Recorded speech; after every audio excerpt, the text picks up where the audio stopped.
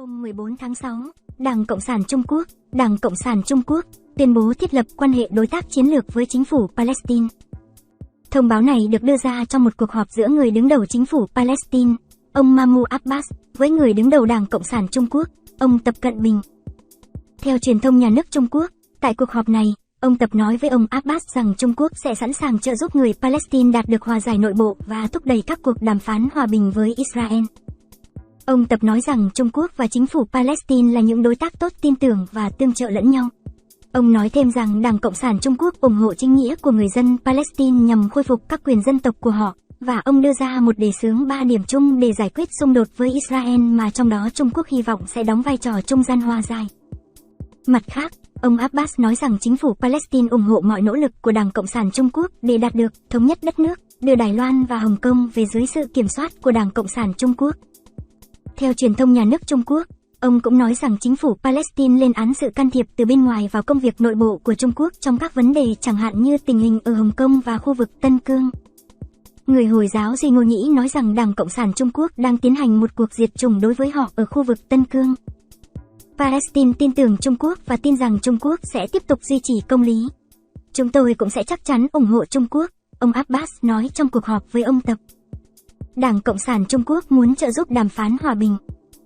Đảng Cộng sản Trung Quốc và chính phủ Palestine đã đồng ý thúc đẩy các cuộc đàm phán về thỏa thuận thương mại tự do. Tuyên bố chung cho biết Đảng Cộng sản Trung Quốc sẽ tiếp tục chuyển viện trợ tài chính cho chính phủ Palestine và ủng hộ các dự án khác nhau nhằm xây dựng sức mạnh của quốc gia này. Trong chuyến thăm Trung Quốc lần thứ 5 của mình, ông Abbas cũng đã gặp các nhân vật cao cấp khác của Đảng Cộng sản Trung Quốc, trong đó có Thủ tướng Trung Quốc Lý Cường tại Bắc Kinh hôm thứ Năm, 15/06. Trong cuộc gặp này, cả hai ông đã cam kết thúc đẩy hơn nữa bang giao song phương. Ông Abbas cũng đã gặp Ngoại trưởng Trung Quốc Tần Cương. Ông Tần nói với ông Abbas rằng Trung Quốc rất xem trọng vấn đề của Palestine và sẽ tiếp tục ủng hộ các cuộc đàm phán hòa bình, đồng thời đề nghị đóng góp trí tuệ Trung Quốc. Hồi tháng 4, ông Tần đã nói chuyện với Ngoại trưởng Israel Eli Cohen và với Ngoại trưởng của chính phủ Palestine Riyad al-Maliki. Trong các cuộc hội đàm đó, ông nói rằng chính quyền Trung Quốc sẵn sàng trợ giúp các cuộc đàm phán hòa bình dựa trên một giải pháp lưỡng quốc. Hồi tháng 3, chính quyền Trung Quốc đã làm trung gian cho một thỏa thuận bình thường hóa giữa Saudi Arabia và Iran. Hồi tháng 2, chính quyền này đưa ra một đề xướng gồm 12 điểm nhằm chấm dứt chiến tranh ở Ukraine nhưng không đạt được kết quả. Trước đây, Trung Quốc từng có một mối quan hệ hữu hảo với người Palestine, và kể từ chuyến thăm cuối cùng của ông Abbas vào năm 2017, Đảng Cộng sản Trung Quốc đã xúc tiến khả năng hòa giải của mình. Tuy nhiên, họ đã không thể hiện được gì cho đến thỏa thuận giữa Iran và Saudi Arabia.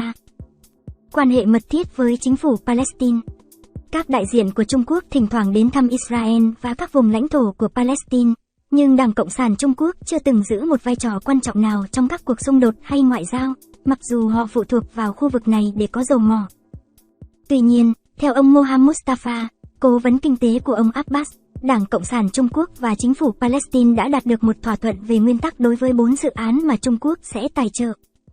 Ông Mustafa cho biết thêm rằng những dự án đó bao gồm lắp đặt thiết bị năng lượng mặt trời, một nhà máy sản xuất tấm pin mặt trời, một nhà máy thép, và phát triển cơ sở hạ tầng đường bộ. Theo hãng thông tấn WAFA của Palestine, vào ngày cuối cùng ở Trung Quốc, ông Abbas đã đến thăm Bảo tàng Trung Quốc ở Bắc Kinh và khánh thành bức tượng bán thân của cựu lãnh đạo chính phủ Palestine Yasser Arafat.